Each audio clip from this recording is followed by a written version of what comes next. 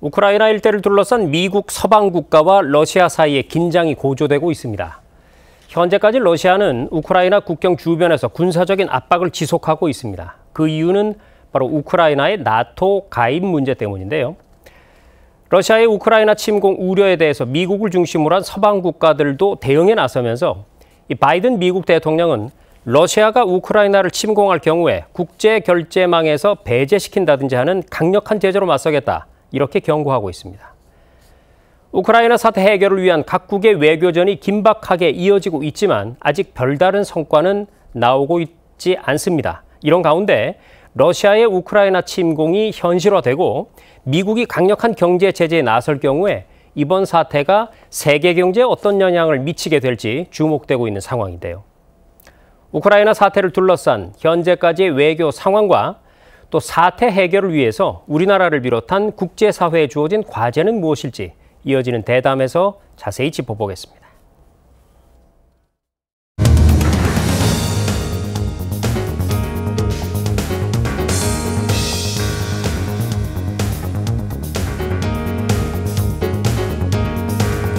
네, 오늘 저희 뉴스룸에 대외경제정책연구원 세계지역연구센터의 조충재 소장 초대했습니다. 어서 오십시오. 네, 안녕하십니까. 네, 우크라이나 침공 가능성, 국제적 위기가 고조되고 있습니다. 지난 시간에도 한번 나와 주셔서 이 우크라이나 사태 설명해 주셨는데 오늘 몇 걸음 더 들어가 보겠습니다. 우선 현재 우크라이나에서 전쟁 발발 위험이 갈수록 높아지고 있는 근본적인 이유, 지난번에 못 보신 시청자들을 위해서 다시 한번 간추려 주시죠. 네, 조금 전에 짧게 설명을 잘 해주셨습니다만은 우크라이나가 나토 회원국이 되는 것을 러시아는 절대 용납할 수 없다는 것입니다. 네.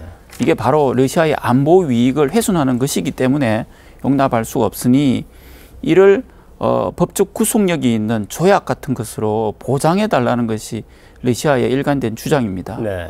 이에 대해서 미국은 우크라이나의 나토 가입은 이 우크라이나의 주권의 문제이므로 협상의 여지가 없다. 그러니 빨리 군대를 철수해라. 이것이 또 나름대로 미국의 일관된 주장이니까 이 두 개가 그대로 지금 상충이 되고 있는 상황입니다. 협상을 위해서 최근까지 여러 가지 미국과 러시아 간의 정상회담, 외무 차관회담, 장관회담, 그 다음에 사자회담도 했고요. 최근에 또 러시아와 프랑스의 정상회담도 했지만은 보도가 이미 됐습니다만 거의 성과가 없었습니다. 오히려 양측의 병력이나 무기나 장비들이 국경 지역에 더 지금 집적이 되고 있고 또 양국이 지금 대규모 군사훈련을 서로 예고한 상태까지 와 있는 상황입니다. 그래서 지금 상황은 한 차례 외교 협상의 시간이 이미 지나고 네. 강대강 대치국면이 그냥 지속되고 있는 상황입니다. 심각한 상황인데 방금 소장님 말씀해 주셨듯이 이 사태 해결을 위해서 긴장을 완화하기 위해서 여러 국가들이 나서서 이 담판들이 잇따라서 열렸거든요. 그런데 어쨌든 겉으로 볼 때는 큰 소득이 없는 것 같아요. 하지만 그야말로 아무런 소득이 없었던 걸로 봐야 할지 어떻습니까? 소득이 없었다라고 보는 게 맞는 것 같고요. 특히 이제 지난 러시아하고 미국의 외무차관회담이 8시간이나 걸쳐서 오랜 시간 동안 했는데 네. 소득이 없었다고 지난번에 제가 말씀드렸고 그때도 앞으로 회담에서도 별 성과가 없을 것이라고 했는데 실제로 지금 아무런 실마리를 찾지 못하고 있거든요. 평행선을 달리고 있는 거예요. 네. 특히 그 사이에 지난 12월에 러시아가 미국 측에 공식적으로 서한을 보내서 이 안보 조약 초안을 보냈던 걸로 알려졌습니다. 그게 러시아의 언론을 통해서 이제 공개가 돼 버렸거든요. 그 안에 내용에 보면은 지금 저희들이 논의했던 내용들이 아주 명시화되어 있습니다. 미국이나 나토가 동전을 더 이상 하지 말 것, 중단할 것, 그 다음에 나토 신규 회원 국가가 가입되는 것을 하지 말 것, 그 다음에 구소련 국가들과 나토 비회원국 영토에서는 어떠한 군사 협력도 하지 말 것, 이런 것들이 포함이 되어 있어요. 그러니까 다시 말해서 미국이나 나토더러 동유럽에서의 어떤 세력 확장은 일체 하지 말라는 뜻인데 이것을 미국이나 나토가 받아들일 수는 없는 것이죠. 그래서 미국은 이미 1월 말에 러시아 측에 공식적으로 거부 입장을 이제 보내버렸고요. 네. 결국 아무런 협상의 어떤 소득은 없었고 오히려 양측의 첨예한 그 의견 차가 전 세계에 다 알려진 결과가 됐고 이것 때문에 오히려 우크라이나 사태가 풀기 더 어려운 국면으로 지금 가고 있습니다. 네. 자, 지금 이 러시아와 미국의 입장이 이렇게 첨예하게 갈리고 있는 상황인데 사실 역사적인 맥락을 배제하고 그냥 이렇게 볼 때는 말이죠. 네. 우크라이나는 주권 독립국가 아니겠습니까? 네, 맞습니다. 네. 그런데 러시아가 이 우크라이나를 이렇게나 포기하지 못하는 이유 어떻게 봐야 될까요? 이 러시아 푸틴 대통령은 2000년에 이제 취임을 딱 하면서 이 강대국 러시아 건설을 외칩니다. 그러면서 이제 다극 체제, 우리도 미국과 중국만 있는 것이 아니라 러시아도 있다 이 말이죠. 그것을 대외 정책의 핵심 기조로 이제 내세우고 특히 과거에 있는 구소련 연방 국가들을 나름대로 관리하고 영향력을 유지하려고 지속적으로 노력해 왔습니다. 네. 그런데 결과적으로는 어떻게 됐습니까? 지난번에도 말씀드렸듯이 구소련 해체 이후에 뭐 폴란드, 체코, 헝가리, 루마니아, 알바니아, 뭐 크로아티아까지 속속 다 나토 회원국이 되어버리지 않았습니까? 더 이상 러시아가 지켜볼 수가 없는 상황이죠. 이 상황에서 우크라이나가 지난해 초부터 나토 가입을 하겠다고 서두르니 러시아가 이제 병력을 증강을 시켜서 이런 어떤 문제를 일으킨 거고 특히 우크라이나가 나토 회원국이 되어버리면요. 러시아는 서쪽 국경의 3분의 1이 그냥 완충지대가 없어져 버립니다. 우크라이나에 미사일이 본격적으로 설치되면은 모스크바까지 10분 내로 미사일이 날아들 수 있는 그런 상황이 되어버리거든요. 네. 그리고 또 만약에 우크라이나가 나토 회원국이 되어버린다면은 기존에 이때까지 푸틴 대통령이 외쳐왔던 강대국 러시아의 건설, 다극체제 구축, 이 대외 정책의 기조가 완전히 무너지게 돼버립니다. 이거는 푸틴의 어떤 정치적 입지를 극도로 약화시킬 것이고 이런 것을 푸틴 입장에서 러시아 입장에서는 도저히 받아들일 수가 없는 것이죠. 네, 푸틴 입장에서는 자신의 어떤 장기 집권 체제가 이렇게 흔들릴 수도 있는 그런 정도의 사건이라고 봐야 되겠네요. 자, 이 상황에서 미국과 사사건건 대립하는 국가가 하나 더 있죠. 네. 중국인데요. 미중 갈등, 뭐 우리가 익히 잘 알고 있는 내용입니다만 이런 상황에서 조금 전에 또 동계올림픽 소식 알아봤습니다만 올림픽 개막식 전에 시진핑과 푸틴이 정상회담을 했어요. 네. 손을 아주 밀착해서 맞잡았습니다. 네. 미국 보란 듯이요. 네, 그렇습니다. 이 러중 간의 공조가 이번 사태에 어떤 영향을 미칠까요? 네, 뭐 개막 직전에 양국의 정상회담이 열렸고요. 시 주석 입장에서는 특히 2019년 말 코로나가 발발한 이후에 첫 대면 정상회담이었습니다. 네. 그러니까 완전히 보여주고 싶었던 거죠. 그리고 푸틴 대통령은 이제 방문 직전에 신화통신에 이제 기고를 하는데요. 그게 중국을 우정과 신뢰의 전통으로 이어진 가까운 이웃이다 이렇게 했고 중국 CCTV는 또 유붕자원 방내, 먼 곳에서 친구가 왔다 이렇게 표현할 정도로 양국의 밀착 관계를 이제 대내적으로 과시를 했죠. 중국은 우크라이나 사태가 나자마자부터 일관되게 러시아 측에 의사를 전달해주는 그런 역할을 해왔습니다. 네. 그러니까 문제의 발단도 미국 측에 있다고 보고 있고 특히 최근에 유엔 주재 중국 대사는 러시아 말을 그대로 다시 한번 전 세계에 알려주죠. 러시아는 우크라이나에 침공 계획이 없다. 미국이 러시아의 안을 받아들이지 않기 때문에 문제가 이렇게 심각해졌다. 이런 식으로 계속 러시아 편을 들고 있고요. 사실 처음에 미국이 중국에 집중하는 사이에 특히 지금 북경 올림픽 기간 아닙니까?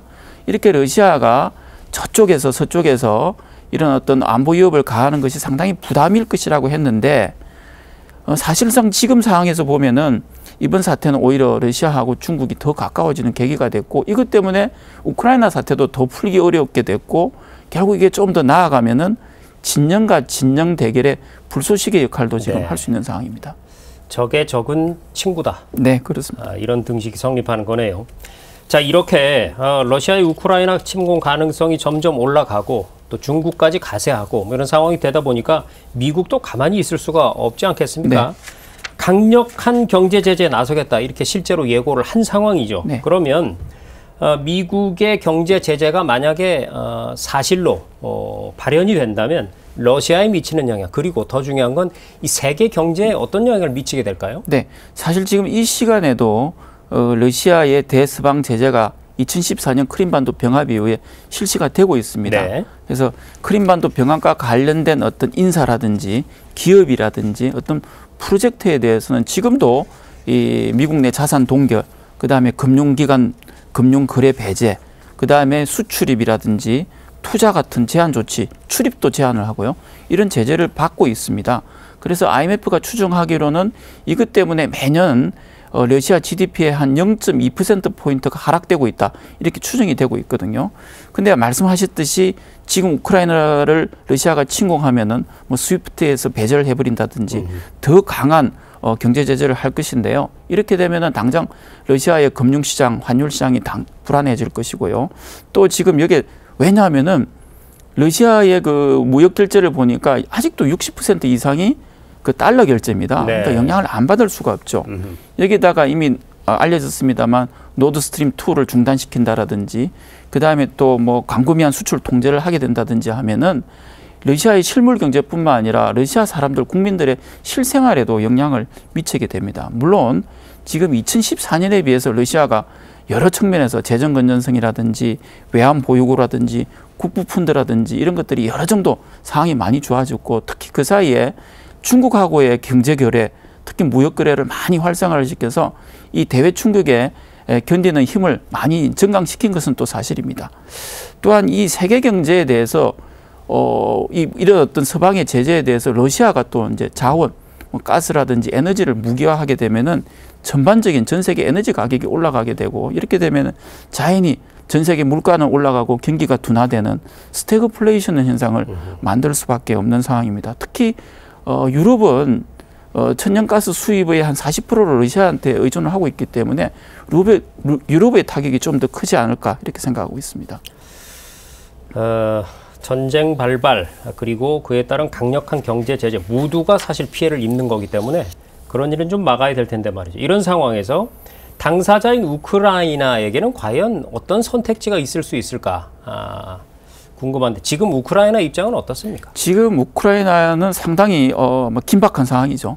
동쪽에는 이미 러시아가 계속 군사력을 직접적으로 증강시키고 있고 남쪽에는 크림반도를 통해서 또 증강을 시키고 있고 또 북쪽으로는 벨라루스 또 러시아의 동맹 아닙니까? 네. 그쪽을 통해서 또 계속 군사력을 증강시키고 있어서 완전히 우크라이나는 그냥 삼방이 러시아의 군대에 지금 둘러싸이는 그런 형국입니다. 사면초가네요. 예, 네. 실탄 사격까지 막 훈련을 하고 있다고 하니까요. 유엔이 지난해 2월에 추정한 자료를 보면은 이런 어떤 적경 지역에 주로 해당되겠습니다만 우크라이나 국민의 한 8%, 한 340만 명이 이런 어떤 위협 때문에 인도적 위협에 처해 있다 이런 보고서가 나와 있습니다. 최근에 그 젤렌스키 우크라이나 대통령은 뭐 특히 서방 언론에서 너무 이제 전쟁 위기를 조장하고 있다. 좀 자제해 달라 이런 이야기도 하고 있고요. 우크라이나 국방장관도 뭐 아직까지는 전쟁 발발에 대한 가능성에 대한 정보가 없다. 자꾸 국민을 안심시키려고 하고 있습니다. 그만큼 네. 불안감이 이제 상승하고 있다는 뜻이기도 하죠. 그러면서 우크라이나는 현재 계속 이 서방의 지원을 요청하고 있습니다. 그리고 외교적으로 뭔가 타결되기를 바라고 있고 뭐 군사적 지원도 지금 바라고 있고 그래서 지금 계속 이런 상황이 지속되고 있는 상황이라고 할 수 있습니다. 네. 그럼 이제 우리 시청자들이 가장 궁금해할 만한 질문입니다. 이번 우크라이나 사태가 우리나라에 어떤 영향을 줄 것인가? 궁금증도 많고 뭐 걱정들도 많습니다. 어떻게 보세요? 지난번에 제가 말씀드렸듯이 이 핵무기에 대한 통제권이 우크라이나는 없었죠. 이게 네. 북한과 분명히 다른 점이긴 합니다만 결국 우크라이나가 핵을 포기하고 나니 이런 어떤 이 우크라이나 강대국의 각축장이 돼버린 형국이 됐지 않습니까? 뭐 이런 것 때문에 이번 사태가 이제 북한이나 이란의 비핵화에 뭐 부정적인 영향을 일정 부분 줄 수 있다. 이거는 뭐 북한의 어쩔 수 없는 것 같고요. 신호를 보낼 수 있다. 예, 네. 그러면 어쩔 수 없는 것 같고 또 하나는 아까 말씀하셨듯이 우크라이나 사태를 둘러싸고 이제는 막 진영 대결. 미국과 러시아가 분열되면서 오히려 러시아, 중국, 북한 이런 어떤 삼각 동맹 체제가 더 강화되고 있고 자연스럽게 또 미국은 유럽 그다음에 아시아의 동맹 국가들에게 간의 그 관계를 또 강화시켜 갈 것이거든요. 이런 어떤 진영 간 대립 구도가 결국은 한반도 정세에 영향을 미칠 수밖에 없고요.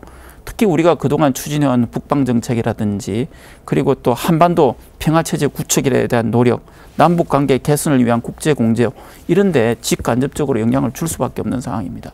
네, 종합적으로 볼 때 여하튼 러시아의 우크라이나 침공 그야말로 이렇게 탁 건드리면 바로 시작될 만한 일촉즉발이다. 이 말이 딱 어울릴 것 같은 상황인데요.